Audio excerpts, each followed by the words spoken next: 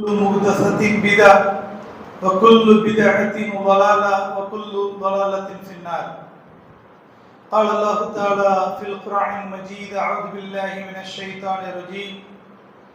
يا أيها الذين آمنوا اتقوا الله حق تقاته ولا تموتن إلا وأنتم مسلمون. يا أيها الناس اتقوا ربكم الذي خلقكم من نفس واحدة وخلق منها زوجها وبث منهما رجالا كثيرا ونساء واتقوا الله الذي تساءلون به والأرحام إن الله كان عليكم رقيبا. يا أيها الذين آمنوا اتقوا الله وقولوا قولا سديدا يصلح لكم أعمالكم ويغفر لكم ذنوبكم ومن يطع الله ورسوله فقد فاز فوزا عظيما. رب اشرح لي صدري ويسر لي امري واحلل عقدة من لساني يفقهوا قولي. ربي زدني علما. எல்லாம் வல்ல அல்லாஹ் சுப்ஹானஹு வ தஆலாவுடைய நல்லடியார்களே, சகோதரர்களே, சகோதரிகளே, தாய்மார்களே, அல்லாஹ்வுடைய அளப்பரிய அருளாலும் கிருபையாலும் கருணையாலும் அல்லாஹ் சுப்ஹானஹு வ தஆலா நமக்கு புனிதமான மாதமாக கடந்த ரமதான் மாதத்தை நமக்கு கொடுத்தான். அந்த ரமதான் மாதத்தை முழுமையாக நாம் அடைந்து அதிலே அல்லாஹ்வுக்கு செய்ய வேண்டிய இபாதத்துகளை நம்மால் முடிந்த அளவு செய்தோம். அதனுடைய பலாபலன்களை, அதனுடைய நன்மைகளை அல்லாஹ் சுப்ஹானஹு வ தஆலா நமக்கு இவ்வுலகத்திலும் நாளைய மறுமையிலும் முழுமையாக தருவானாக. அன்புக்குரிய அல்லாஹ்வின் நல்லடியார்களே, ரமதான் மாதம் நமக்கு ஒரு பயிற்சியினுடைய மாதமாக, எல்லா விதத்திலும் அல்லாஹ்வுக்கு கட்டுப்பட்ட அடியானாக நம்மை மாற்றுவதற்கு ஒரு பயிற்சி எடுக்கக்கூடிய காலமாக ரமதான் மாதத்தை நாம் பயன்படுத்தி கொண்டோம். அந்த மாதத்திலே நாம் பள்ளியினுடைய தொடர்புடையவர்களாகவும், பள்ளியிலே ஐங்கால தொழுகையை இமாம் ஜமாத்தோடு தொழக்கூடியவர்களாகவும், 30 நோன்பையும் நோற்றவர்களாகவும், ஏழைகளுக்கு ஜக்காத் சதக்காக்களை அளித்தவர்களாகவும், எல்லாவற்றுக்கும் மேலாக நாம் நேற்றைய தினம் அந்த ஈதுல் ஃபித்ர் என்று சொல்லக்கூடிய பெருநாள் தொழுகையை நிறைவேற்றியவர்களாகவும், நாம் இன்று அதனை தொடர்ந்து வந்த இந்த ஜும்மா தினத்தினுடைய உரையிலே அல்லாஹ்வுக்கு விருப்பமான பள்ளியிலே அமர்ந்திருக்கின்றோம். அன்புக்குரிய அல்லாஹ்வின் நல்லடியார்களே, ரமதான் மாதத்தை அடைந்தோம், அதுவும் சென்று விட்டது. இன்று நாம் ஷவ்வாலினுடைய முதல் பிறையிலே இருக்கின்றோம். இதில் பலர் அதனை தொடர்ந்து வரக்கூடிய 6 நோன்பையும் நோக்கக்கூடியவர்களாக இருக்கலாம். அந்த நோன்பு 6 நோன்பு என்பது, யார் ஒருவர் ரமதான் மாதத்திலே 30 நோன்பை நோற்று அதன் பிறகு ஷவ்வால் மாதத்திலே 6 நோன்பை நோக்கின்றார்களோ அவர்கள் வருடம் முழுவதும் நோன்பு நோற்ற நன்மையை அல்லாஹ் கொடுப்பதாக நபிகள் நாயகம் ஸல்லல்லாஹு அலைஹி வஸல்லம் அவர்கள் நமக்கு அறிவித்து கொடுத்திருக்கின்றார்கள். அந்த அடிப்படையிலே நம்மால் முடிந்த அளவு இந்த ஷவ்வால் மாதத்தில் தொடர்படியாக வைக்க இயலாவிட்டாலும் இந்த மாதம் முடிவதற்குள் 6 நோன்பை நாம் நோற்பதற்கு இன்ஷா அல்லாஹ் முயற்சி செய்வோமாக. இந்த ரமதான் மாதம் எனக்கு வாழ்விலே என்ன கொடுத்தது? இந்த ரமதான் மாதம் என்னுடைய வாழ்க்கையிலே எதிலிருந்து என்னை விலக்கியது? இந்த ரமதான் மாதத்திலே வாழ்விலே கடைபிடிக்க வேண்டிய இம்மை மறுமையினுடைய அல்லாஹ்வுடைய கட்டளைகளை, அவசியமான வணக்க வழிபாடுகளை எனக்கு இந்த ரமதான் மாதம் கற்றுக் கொடுத்ததா? இதெல்லாம் நமக்கு முன்பாக இருக்கக்கூடிய கேள்விகள். ரமதானிலே நாம் அதனுடைய நோக்கத்தை விளங்கி அமல் செய்தோம். அல்லாஹ் சுப்ஹானஹு வ தஆலா அவனுடைய புத்தகமாகிய அல் குர்ஆனிலே கூறுவது போல, யா அய்யுஹல்லதீன ஆமனு தக்குல்லாஹ குதிப அலைக்கும் ஸியாம் கமா குதிப அலல்லதீன மின் கப்லிக்கும் லஅல்லகும் தத்தகூன். ஓ விசுவாசிகளே, உங்களுக்கு முன்பிருந்தோர் மீது இந்த நோன்பு கடமையாக்கப்பட்டது போல் உங்கள் மீதும் இந்த நோன்பு கடமையாக்கப்பட்டுள்ளது. இந்த நோன்பின் காரணமாக நீங்கள் உள்ளம் சுத்தி பெற்று அல்லாஹ்விடத்திலே இறையச்சமுடையவர்களாகலாம் என்று அல்லாஹ் சுப்ஹானஹு வ தஆலா இந்த ரமதான் மாதத்தினுடைய நோக்கத்தை நமக்கு தெரிவித்தான். அந்த நோக்கத்தின் அடிப்படையிலே நாமும் இறையச்சத்தை அடையும் பொருட்டு அல்லாஹ்வுக்கு செய்ய வேண்டிய அனைத்து வணக்க வழிபாடுகளையும் நம்மால் முடிந்த அளவு செய்தோம். ஓரளவு ரமதான் மாதத்திலே இறைச்சத்தையும் அடைந்தோம், அல்லாஹ்வை அஞ்சிக் கொண்டோம், பொய்யான நடவடிக்கைகளையும் பொய்யான பேச்சுகளையும் தவிர்த்தோம், புறங்களை தவிர்த்தோம். வியாபாரங்களிலே நாம் நேர்மையை கடைபிடித்து அந்த ஒரு மாதத்திலே நம்மால் முடிந்த அளவு இபாதத்துகளை செய்து வந்தோம். ஆனால் அந்த ரமதான் மாதத்தில் மட்டும் நாம் ரமதான் மாதத்தினுடைய இபாதத்தை செய்துவிட்டோம். ஷவ்வால் மாதம் வந்துவிட்டது. இனிமேல் நாம் பழையபடி எல்லா பொய்யான நடவடிக்கைகளையும் செய்து விடலாம் என்று எண்ணி விடுவது சரியாகுமா என்றால் நிச்சயமாக அதற்காக ரமதான் மாதம் நமக்கு கொடுக்கப்படவில்லை. இந்த ஒரு மாதத்திலே நாம் எடுத்துக்கொண்ட பயிற்சியை வரக்கூடிய 11 மாதங்களிலே கொண்டு செல்ல வேண்டும். இறையச்சத்தை மேலும் மேலும் வளர்க்கக்கூடியவர்களாகவும் பொய்யான பேச்சுகளையும் பொய்யான நடவடிக்கைகளையும் தவிர்க்கக்கூடியவர்களாகவும் நாம் மீதமுள்ள காலங்களிலே வாழ்வையை கொண்டு செல்ல வேண்டும். அல்லாஹ்வுடைய தூதர் ரசூலுல்லாஹி ஸல்லல்லாஹு அலைஹி வஸல்லம் அவர்கள் சொன்னார்கள், யார் ஒருவர் பொய்யான பேச்சையும் பொய்யான நடவடிக்கைகளையும் விட்டுவிடவில்லையோ அவர் நோன்பால் உணவை துறந்திருந்தாலும் சரி, அவர் தாகித்திருந்தாலும் சரி, அதனால் அல்லாஹ்வுக்கு அவரிடத்திலே எந்த தேவையும் கிடையாது. அப்ப அவர் பசித்திருப்பதோ தாகித்திருப்பதோ அல்லாஹ்வுக்கு தேவை கிடையாது. அவர் பசித்திருக்க வேண்டும், தாகித்திருக்க வேண்டும் அல்லாஹ்விற்காக பகல் நேரத்திலே. அதே நேரத்திலே பொய்யான பேச்சையும் பொய்யான நடவடிக்கைகளையும் ஒரு விட்டுவிட்டு வேண்டும். அதை விட்டு துறந்திருந்தால்தான் அவருடைய இந்த நோன்பை அல்லாஹ் கபூல் செய்து கொள்வான்.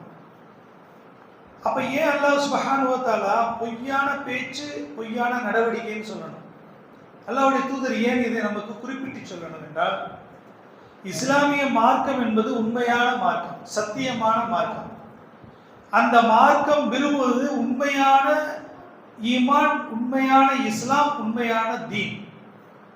அப்ப தீனிலே இஸ்லாத்திலே அல்லாஹ் எதை கட்டளையிட்டானோ அந்த கட்டளையை நிறைவேற்றினால் இவன் உண்மையான நடவடிக்கைக்கு சொந்தக்காரன்.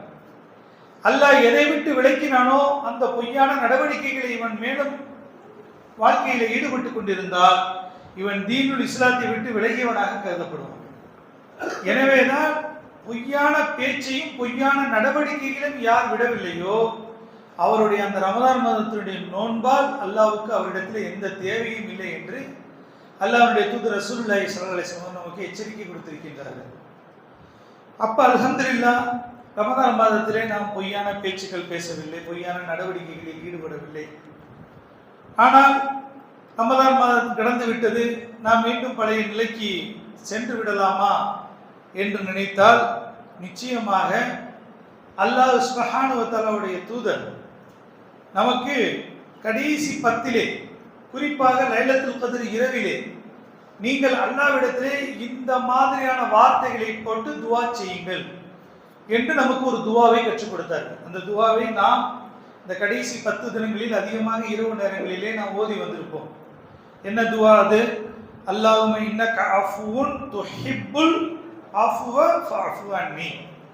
யா அல்லாஹ், இறைவனே, நீ பாவத்தை மன்னிப்பவன், பாவ மன்னிப்பை விரும்புபவன், எனது பாவத்தை மன்னிப்பாயாக. அப்ப அல்லாஹ்வுடைய தூதர் அல்லாஹ்வுடைய தன்மையை சொல்லுகின்றார்கள். அல்லாஹ் பாவத்தை மன்னிக்கக்கூடியவன், அவன் ஒருவன் தான் பாவத்தை மன்னிப்பான். அல்லாஹ் பாவத்தை மன்னிக்கக்கூடியவன் மட்டுமல்ல, பாவ மன்னிப்பை விரும்பக்கூடியவன். யாரெல்லாம் தன்னிடத்திலே பாவ மன்னிப்பு தேடுவார்களோ அந்த அடியானை கண்டு அல்லாஹ் விரும்புகின்றான், அந்த அடியானை அல்லாஹ் நேசிக்கின்றான். அப்ப எந்த பாவ மன்னிப்பை அல்லாஹ் விரும்புகின்றானோ அதை சேர்த்து அல்லாஹ்வுடைய தூதர் சொல்கின்றார், யா அல்லாஹ், நீ தான் பாவத்தை மன்னிக்கக்கூடியவன், மேலும் நீ தான் பாவ மன்னிப்பை விரும்புபவன், எனவே எனது பாவத்தை மன்னிப்பாயாக. இப்படி ஒரு துஆவை நமக்கு கற்றுக் கொடுத்தார்கள். இதை அன்னை ஆயிஷா ரலியல்லாஹு அவர்கள் நமக்கு அறிவிக்கிறார். அப்ப பாவ மன்னிப்பு என்பது நம்மிடத்திலே மிக முக்கியமான அம்சமாக அல்லாஹ்விடத்திலே இருக்க வேண்டும். அல்லாஹ்விடத்திலே பாவ மன்னிப்பு கோரக்கூடிய அடியானாக ஒரு இன்சான், ஒரு அடிமை, அல்லாஹ்வுடைய இபாதுர் ரஹ்மான், அவன் காலம் முழுவதும் அல்லாஹ்விடத்திலே பாவ மன்னிப்பு கோரியவனாகவே வாழ வேண்டும். பாவங்கள் அவனிடத்திலே அறிந்தும் அறியாமலும், தெரிந்தும் தெரியாமலும், புரிந்தும் புரியாமலும், அவன் அறியாத வண்ணம் அவனிடத்திலே பாவங்கள் வந்து கொண்டே இருக்கும். அவன் எவ்வளவு ஜாக்கிரதையாக இருந்தாலும் அவனை அறியாமல் சில பாவங்களை செய்து விடுவான். இஸ்லாத்திலே இது பாவம் என்று புரியாமல் சில பாவங்களை செய்து விடுவான். தெரிந்து செய்வது வேறு. தெரியாமல் செய்யக்கூடிய பாவங்களிலிருந்து நாம் அல்லாஹ்விடத்திலே பாவ மன்னிப்பு தேடிக்கொண்டே இருக்க வேண்டும். எனவேதான் அல்லாஹ்வுடைய தூதர் கற்றுக் கொடுத்தார்கள், நீங்கள் அல்லாஹ்விடத்திலே ஒரு முறை, நான் அல்லாஹ்விடத்திலே 70 முறை பாவ மன்னிப்பு தேடுகின்றேன். அதே போல் இன்னொரு அறிவிப்பிலே வருகிறது, நான் அல்லாஹ்விடத்திலே 100 முறை பாவ மன்னிப்பு தேடுகின்றேன். பாவ மன்னிப்பு மன்னிக்கப்பட்ட, முன்பின் பாவங்கள் மன்னிக்கப்பட்ட அல்லாஹ்வுடைய தூதர் அல்லாஹ்விடத்திலே 100 முறை பாவ மன்னிப்பு ஒரு நாளைக்கு கேட்டிருக்கின்றார். அப்ப பாவ மன்னிப்புடைய அவசியத்தை அல்லாஹ்வுடைய தூதர் நமக்கு காட்டி தருகின்றார்கள். நீங்கள் அல்லாஹ்விடத்திலே இஸ்திஃபார் செய்து கொண்டே இருங்கள், தௌபா செய்து கொண்டே இருங்கள், பாவ மன்னிப்பு கோரிக்கொண்டே இருங்கள், அல்லாஹ் உங்களுடைய பாவங்களை மன்னிப்பான். அப்ப ரமதான் வந்தது, ரமதானிலே நான் சில செய்கைகளை, தவறான வழிமுறைகளை, தவறான பாவங்களை விட்டிருந்தேன். அதிலே மீதமாக இருக்கக்கூடிய பாவம் என்னவாக இருக்கும்? நான் அறியாத வண்ணம்.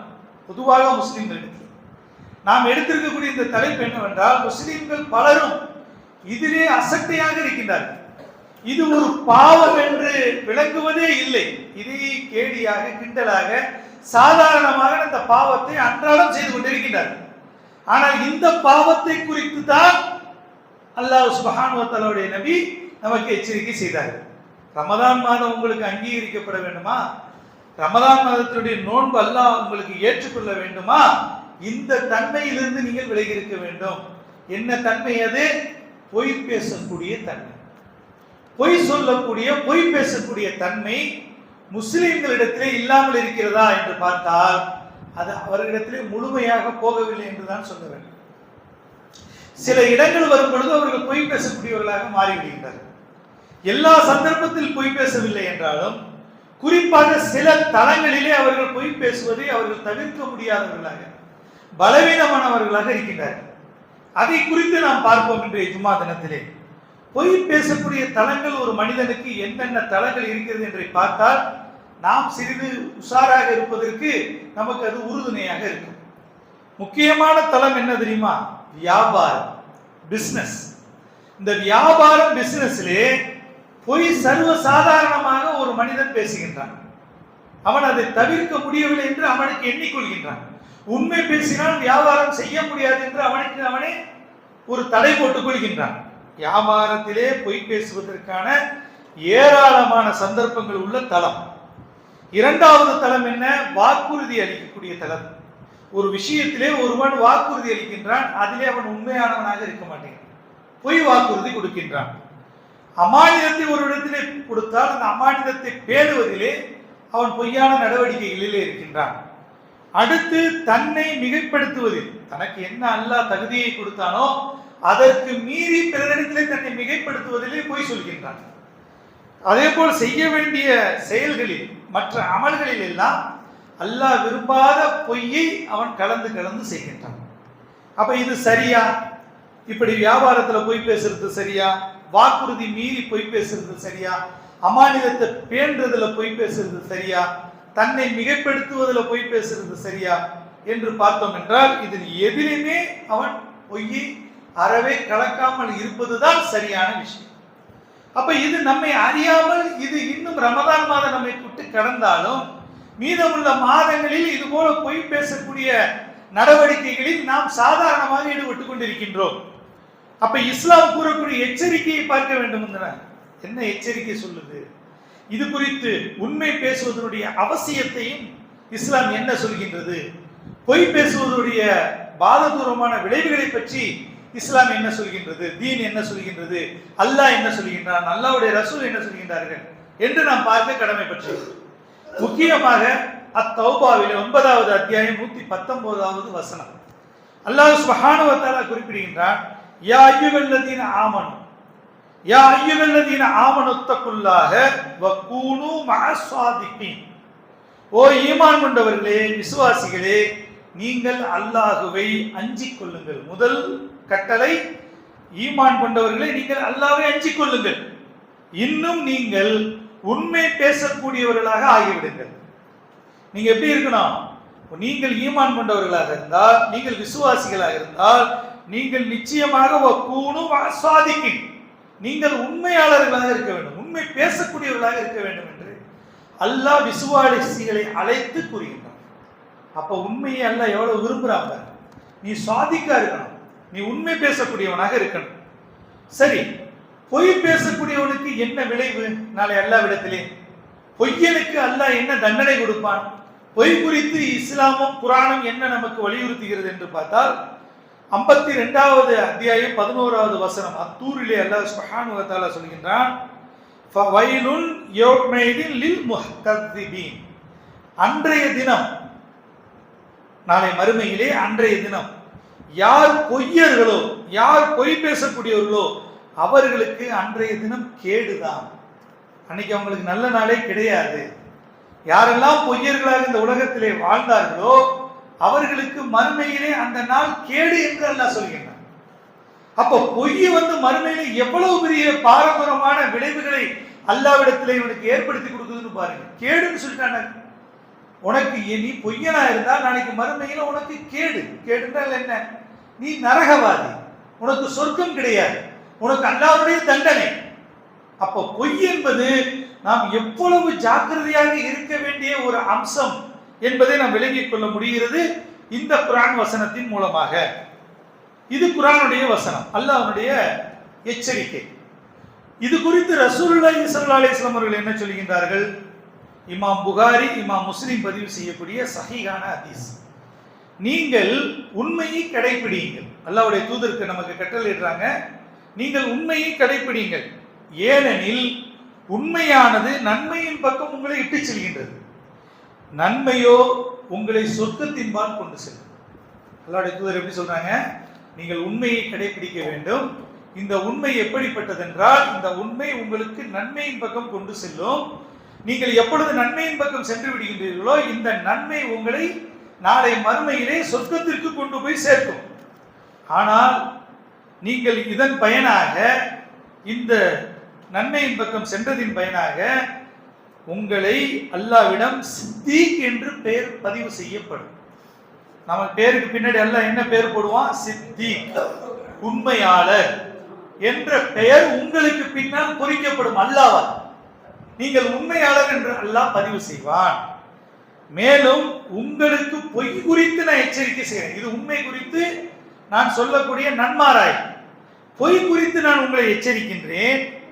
பொய் பேசாதீர்கள், பொய் பேசாதவர்களாக இருங்கள். பொய் பேசினால் உங்களை பொய் பாவத்தின் பக்கம் இட்டு செல்லும். இந்த பாவம் உங்களை நரகத்தின்பால் கொண்டு போய் சேர்க்கும். மேலும் அல்லாஹ் சுப்ஹானஹு வ தஆலா இந்த பொய் பேசக்கூடியவனை அவருடைய பதிவேட்டிலே இவனது பெயருக்கு பின்னால் பொய்யன் என்று பதிவு செய்யப்படும். இவருக்கு நல்லடியாருக்கு, உண்மை பேசக்கூடியவருக்கு சித்தீக் என்று பதிவு செய்யப்படும். இவருக்கு பின்னால் இவன் ஒரு பொய்யன் என்று பதிவு செய்யப்படும். அப்ப எவ்வளவு பொய் பேசக்கூடிய விஷயத்திலே நாம் ஜாக்கிரதையாக உலகத்திலே வாழக்கூடிய காலத்திலே வாழ வேண்டும். அறவே நாம் விட வேண்டிய ஒரு குணம் என்னவென்றால், பொய் என்ற குணத்தை, பொய் என்ற அந்த பண்பை நாம் அறவே முஸ்லிம்கள் கடைபிடிக்காமல் நம்மை விட்டு முற்றிலுமாக விலகி இருக்க வேண்டும். குழந்தைகளிடம் கூட இஸ்லாம் விளையாட்டாக பொய் பேசுவதை தடை செய்கின்றது. குழந்தைகிட்ட விளையாட்டா பொய் பேசுறது கூட இஸ்லாம் தடை செய்கின்றது. எப்படி? அப்துல்லா இப்னு ஆமீர் ரலியல்லாஹு அன்ஹு அவர்கள் கூறுகின்றார்கள், என் அன்னை என்னை அழைத்தார்கள், வா இங்கே வா மகனே என்று அழைத்தார்கள். உனக்கு ஒன்று தருகிறேன் என்று சொல்லி அழைத்தார்கள். அப்ப நபி ஸல்லல்லாஹு அலைஹி வஸல்லம் கேட்டாங்க, அவர் பக்கத்துல இருந்திருப்பாங்க. நபி ஸல்லல்லாஹு அலைஹி வஸல்லம் கேட்டாங்க, உங்க மகனை அழைக்கின்றீர்களே, என்ன கொடுக்க போறீங்க? இந்த தர்றேன், ஒன்று தர்றேன் வான்னு கூப்பிட்டாங்க. என்ன கொடுக்க போறீங்க? அப்ப அந்த அம்மா சொல்றாங்க, நான் பேரித்தம்பளம் வச்சிருக்கிறேன், அதை கொடுக்க போறேன். அப்போ அவங்க உண்மைதான் பேசியிருக்கிறேன், ஒன்று தர்றேன்னு சொன்னது உண்மை.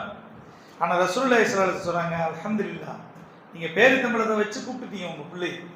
அப்படி இல்லை என்றால் நீங்கள் அல்லாஹ்வால் பொய்யன் என்று பதிவு செய்யப்பட்டிருப்பீர்கள், நீங்கள் பொய் கூறியவராக அல்லாஹ்வால் நீங்கள் பதிவு செய்யப்பட்டிருப்பீர்கள் என்று எச்சரிக்கை செய்கிறார். அப்ப இதிலிருந்து கிடைக்கக்கூடிய ஒரு செய்தி என்னன்னா, அபூ ஹுரைரா ரலியல்லாஹு அன்ஹு அவர்கள் பதிவு செய்யக்கூடிய அபூதாவுதில் இடம்பெறக்கூடிய ஒரு ஹதீஸ். அது என்ன சொல்றாங்க அல்லாஹ்வுடைய தூதர் மற்றொரு சந்தர்ப்பத்தில், யாரேனும் ஒருவர் குழந்தையிடம் இங்கே வா நான் ஒன்று உனக்கு தருகிறேன் என்று சொல்லி ஒன்றும் தரவில்லை என்றால், அந்த குழந்தையை கூப்பிடுறாங்க, வா உனக்கு நான் ஒன்று தர்றேன்னு அழைக்கிறாங்க, அந்த குழந்தையை வர வைக்கிறதுக்காக. ஆனால் கையில் ஒன்றும் இல்லை, எதுவும் கொடுக்கலை என்றால் அவர்கள் பொய் பேசியதாக கணக்கிடப்படும். நம்ம இதெல்லாம் விளையாட்டுன்னு எடுத்துருக்கோம். எங்கள் புள்ள கூப்பிட்டா வராது, கையில் எதையாவது வச்சுக்கிட்டு வா உனக்கு முட்டையை வச்சுக்கிறேன், சாக்லேட் வச்சுக்கிறேன் அப்படின்னா புள்ள வந்துடும். பிள்ளைய டக்குன்னு பிடிச்சிக்கிறோம். பிள்ளைய பிடிச்சிட்டு அதுக்கு உணவு கொடுக்குறதுக்கோ அல்லது அது மருந்து கொடுக்குறதுக்கோ ஏதோ ஒன்றுக்கு பயன்படுத்துவோம். அந்த புள்ள பேச்சு கேட்காது, தூரமாக இருக்கும், ஓடிடும். இதை இஸ்லாம் நமக்கு தடை செய்யுது.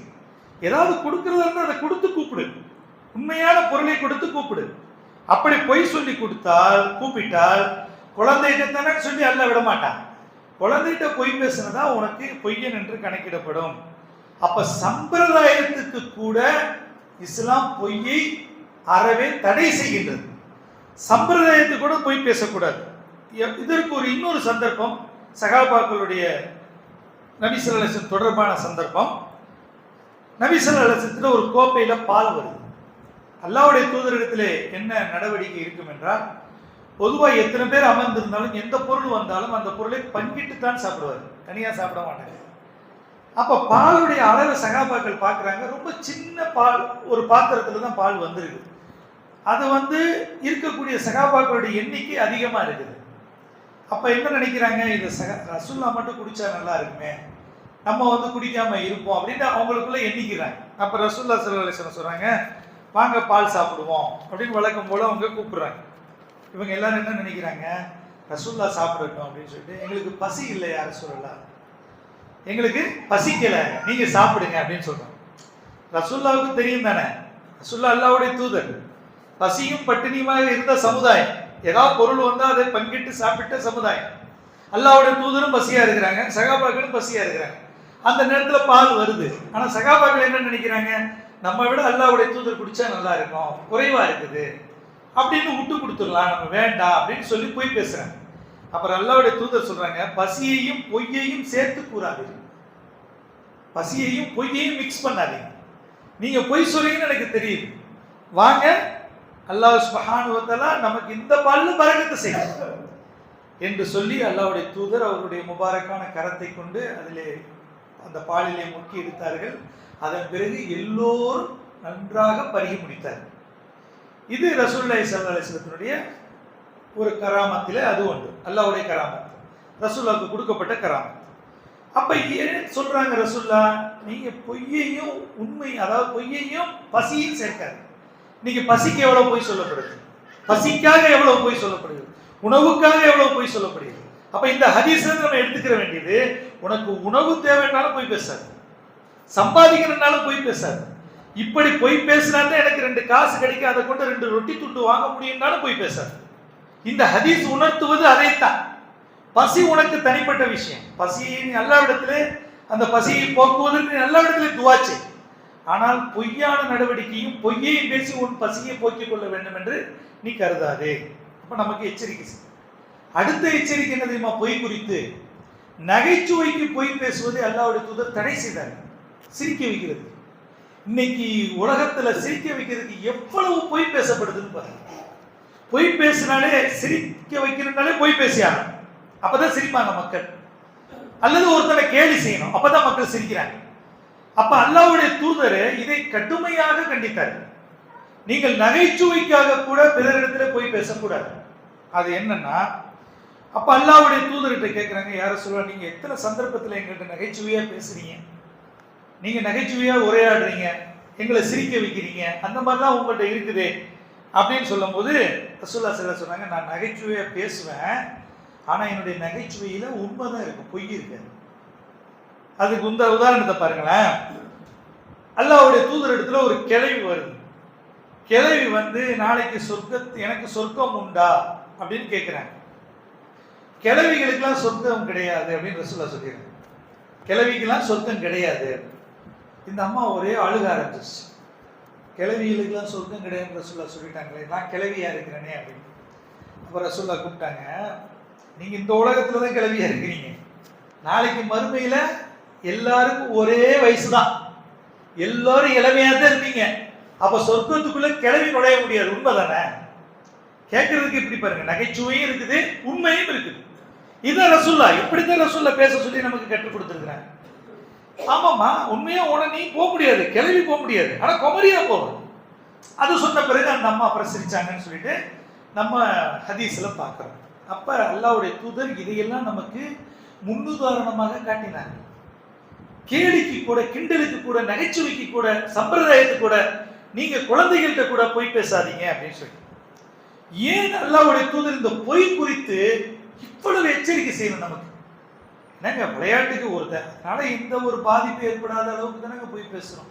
இந்த பொய்யினால ஒருத்தனுடைய குடியை கெடுக்கல, இந்த பொய்யினால ஒருத்தனுடைய சோத்துல மண்ணள்ளி போடல, இந்த பொய்யினால ஒருத்தனை மானபங்கப்படுத்தல அப்படின்லாம் நமக்கு தோணுதுல்ல. அது ஏன் ரசூல் அப்படி தடுத்தாங்கன்னா நமக்கு அது விளங்குது. பொய் பேசுறது நயவஞ்சகத்தினுடைய குணம், முனாஃபிக்குத்தனத்தினுடைய அடையாளம். அப்போ ஒரு மூமின் ரசூல்லா விரும்புறாங்க, ஒரு மூமின் முனாஃபிக் ஆயிடக்கூடாது. நீ உலகத்துல பிறந்து வளர்ந்து இறக்குற வரைக்கும் நீ மூமினா அல்லாஹ் இடத்துல பதிவு செய்யப்படும். முனாஃபிக் எங்க இருப்பான்? முனாஃபிக் காஃபிரை விட அடிமட்டத்தில் இருப்பான், நரகத்தினுடைய அடிமட்டத்தில். காஃபிர் என்பவன் இறை நிராகரிப்பான், முஷ்ரிக் என்பவன் அல்லாஹ்வுக்கு இணை கற்பிப்பவன், மஜூசி என்பவன் நெருப்பை வணங்குபவன். இவர்கள் எல்லாம் காஃபிர், முஷ்ரிக்கு, மஜூசி இவர்களெல்லாம் நரகத்தினுடைய எந்த தட்டிலே இருப்பார்களோ அந்த தட்டை விட கீழே இருப்பான். யார் யார் இருப்பான்? முனாஃபிக். முனாஃபிக் என்றால் என்ன? நயவஞ்சகம். நயவஞ்சகம் என்றால் என்ன? அவன் முஸ்லீமாக இருப்பான், ஆனால் இரட்டை குணத்தோடு வாழ்வான். பிறரிடத்திலே தன்னை முஸ்லீமாக காட்டிக் கொள்வான், ஆனால் அவனிடத்திலே இறை நிராகரிப்பான குணம் உள்ளத்திலே இருக்கும். நயவஞ்சகத்தினுடைய குணம் அவனுடைய உள்ளத்திலே இருக்கும். நாவு ஒன்று பேசும், உள்ளம் ஒன்று பேசும். இவன் தான் நயவஞ்சகன், இரட்டை நாக்குடையவன். அப்ப இந்த நயவஞ்சகத்தனத்தை அல்லாஹ்வுடைய தூதர் அறவே ஒழித்து விட வேண்டும் என்று விரும்பினார். எனவேதான் ரசூலுல்லாஹி ஸல்லல்லாஹு அலைஹி வஸல்லம் அவர்கள் தான் வாழக்கூடிய காலத்திலே தன்னிடத்திலே வாழ்ந்த அந்த மக்களிலே யார் யார் முனாஃபிக் என்று ஹுதைஃபா ரலியல்லாஹு அன்ஹு அவரிடத்திலே அவர்கள் ரகசியம் பாதுகாக்கக்கூடிய ஒரு தோழர். அவர் ரகசியத்தை யாரிடத்திலும் சொல்ல மாட்டார், அவருக்கு பேர் என்ன? ரகசிய தோழர். அவரிடத்திலே ஒரு லிஸ்ட் கொடுத்திருந்தாங்க. இவெல்லாம் நான் வாழக்கூடிய காலத்தில் முனாஃபிக்காக வாழ்ந்தவன், இவன் தான் முனாஃபிக், நயவஞ்சகன். இந்த லிஸ்ட் அவர்கிட்ட இருக்கிறது தெரியும் எல்லா சகாபாக்களுக்கும், ஆனா அவர் கொடுக்க மாட்டார்.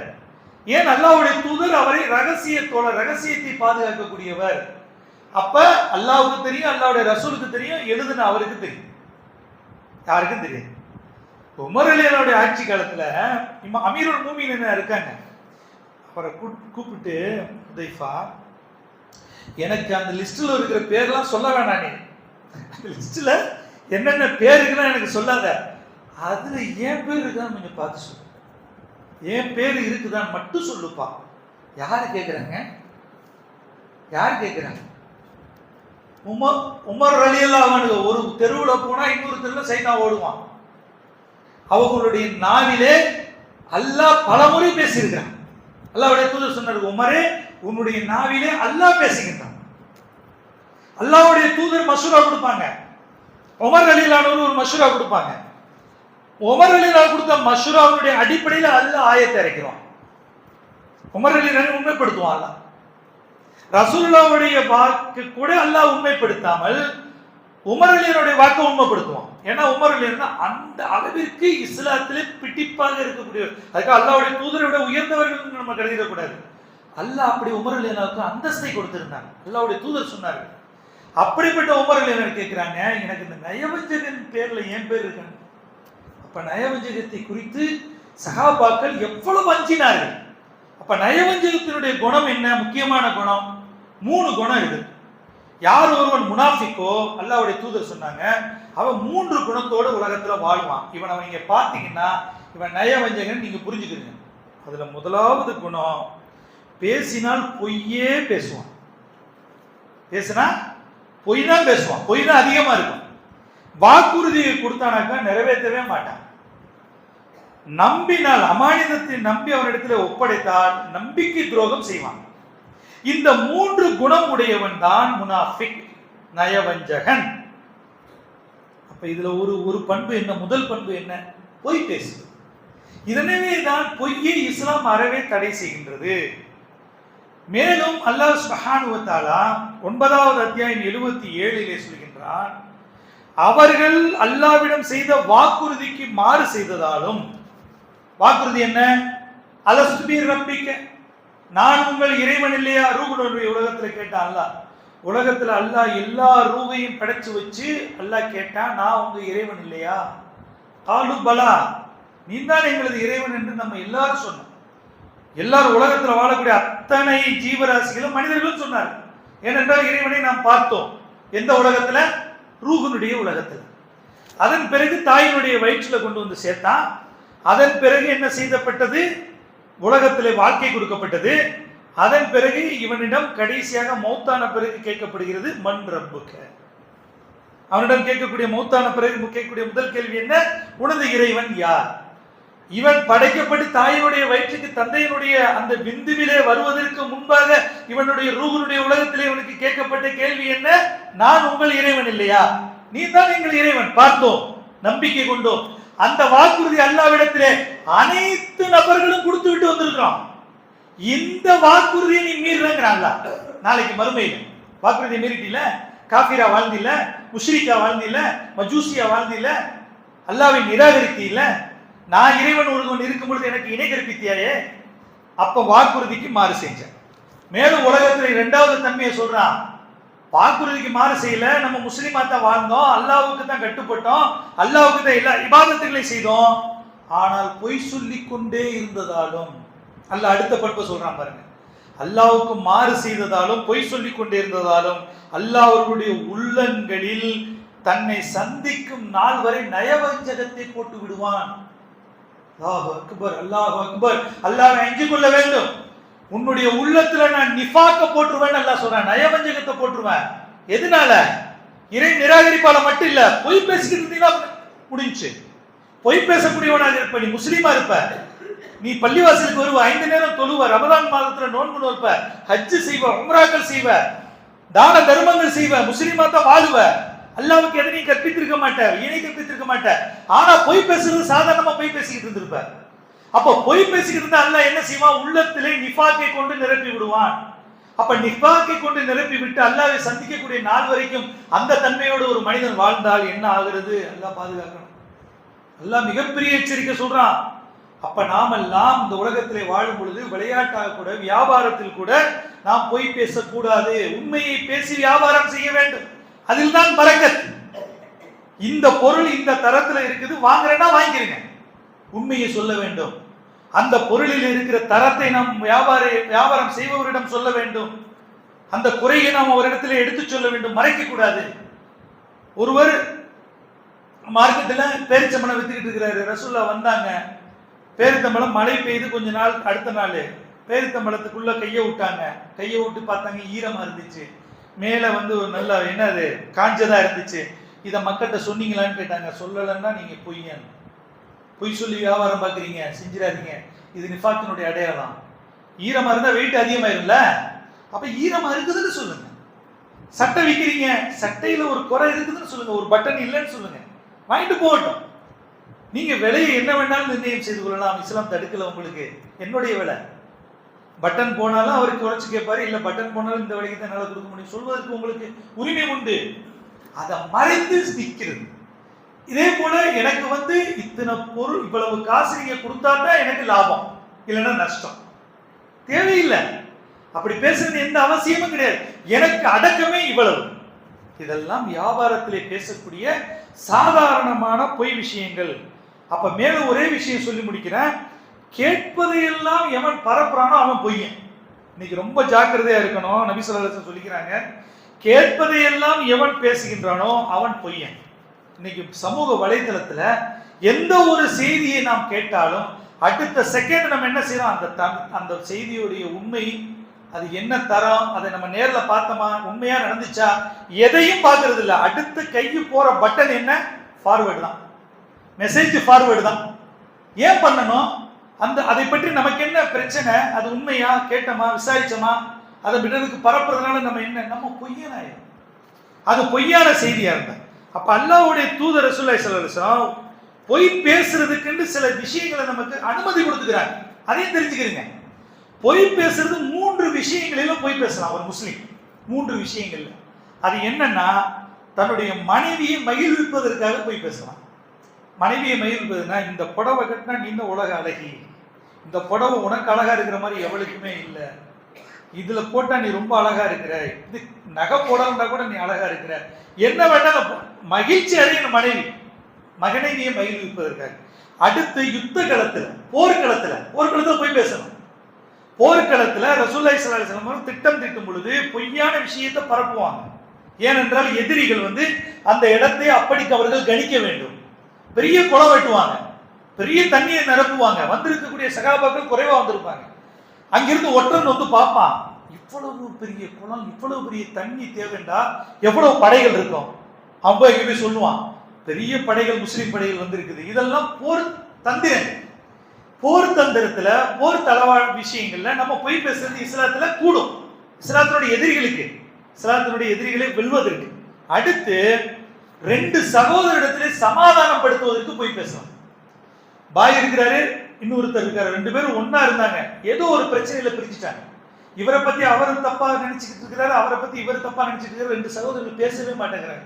3ஆவதா நான் உள்ள போறேன், போயிட்டு பாய்கிட்ட சொல்றேன், பாய் உங்களை பத்தி பேசிட்டு இருந்தவங்க எவ்வளவு உயர்ந்த எண்ணம் வச்சுக்கிறாரு உங்க மேல, உங்களை நினைச்சு பேசிக்கிட்டே இருக்கிறாரு பாய். பொய், அப்படி பேசிக்கவே மாட்டாரு. உங்களை பத்தி நல்ல அபிப்பிராயம் வச்சுக்கிறாங்க, உங்களை பத்தி ரொம்ப நல்ல விதமா சொல்றாரு. இவருக்கு மனசு லேசா, இவர்கிட்ட போய் உங்களை பத்தி பாய் நல்ல விதமா பேசுறாரு, எப்ப நீங்க பேசுவீங்கன்னு எதிர்பார்த்துக்கிட்டு இருக்கிறாரு. இது ஒரு பொய். ஆனால் இதன் காரணமாக என்ன நிகழும்? 2 பேரும் சந்திக்கும் பொழுது தன்னுடைய மனக்கசப்பை போக்கி அவங்க 2 பேரும் சேர்றாங்க. இதுக்கு நம்மளுடைய பொய் காரணமாக அமையும். இந்த 3ஐ தவிர வேறு எதுக்கும். அதே போல அமானிதத்தை ஒப்படைக்கிறோம். அமானிதத்தினுடைய பொருளை நீங்க வச்சிருக்கிறீங்க, ஒருத்தன் வர்றான், கள்ள வர்றான், அந்த பொருளை கேட்கிறான், தரேன், இல்லை என்கிட்ட அந்த பொருள் இல்லைன்னு சொல்றான். ஏன்? அப்படி இருந்தா எடுத்துட்டு போயிடுவான். அந்த பொருளை நான் உரியவனிடம் ஒப்படைக்க வேண்டும், ஏன் பொருள் இல்லை. அந்த அடிப்படையில் அப்ப இப்படிப்பட்ட தளங்களிலே போய் பேசுவதற்கு நமக்கு அனுமதி கொடுக்கப்பட்டிருக்கின்றது. தவிர வேறு விளையாட்டுக்காக கூட போய் பேசுவதை வரக்கூடிய காலங்களிலே இன்ஷா அல்லாஹ் இந்த ரமதானிலே எடுத்த பயிற்சியின் காரணமாக அல்லாஹ் சுப்ஹானஹு வ தஆலா வரக்கூடிய காலங்கள் எல்லாம் உண்மை பேசக்கூடியவர்களாக, சித்தீக்குகளாக, சுவாதிக்காக அல்லாஹ் சுப்ஹானஹு வ தஆலா பேசி என்னையும் கேட்ட உங்களையும் ஆக்கியவர்கள் என்று கூறி எனது உரையை நான் நிறைவு செய்கின்றேன். வாஹித் தானா அல்ஹம்துலில்லாஹி ரப்பில் ஆலமீன்.